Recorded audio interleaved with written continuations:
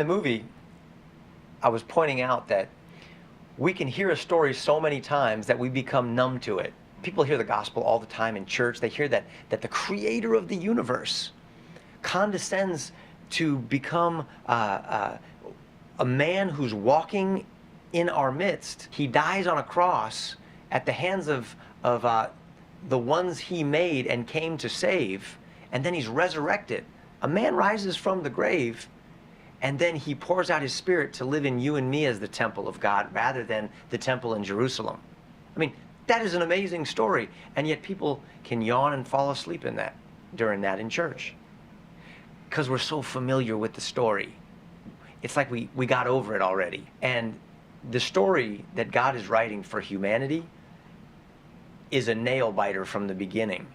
It's a cliffhanger. It's a story of war and sacrifice and redemption and rebellion and resurrection.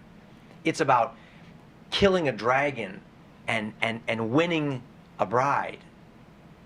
And we don't think of it that way a lot of the time because we become too familiar with church. And we need to go back in and start reading the details of this book that God wrote.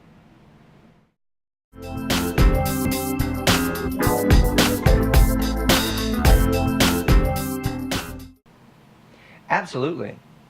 The message of Unstoppable is that there is an answer to the question, where is God in the midst of tragedy and suffering?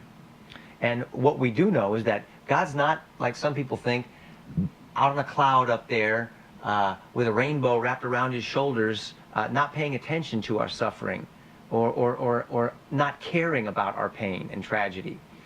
In fact, the message of Christ is that God stepped into our tragedy.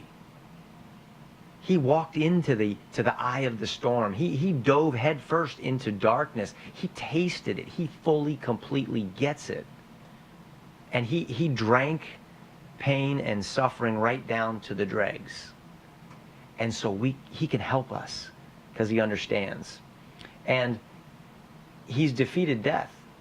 And everything that we hate and everything we know is wrong is ultimately is on its way out, because Christ has come and the new and the final Adam has reversed the curse, and he's crushed the dragon's head.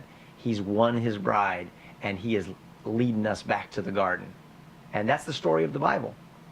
And whether you come from a Jewish background, an atheistic background like I did, a Muslim, Buddhist, Hindu background, this story is for you. You're in this story whether you like it or not.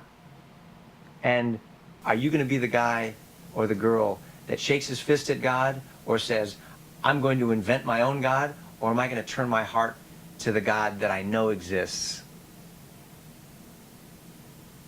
and do what I know is right? And that is get on my knees and ask him to make me the person that he created me to be.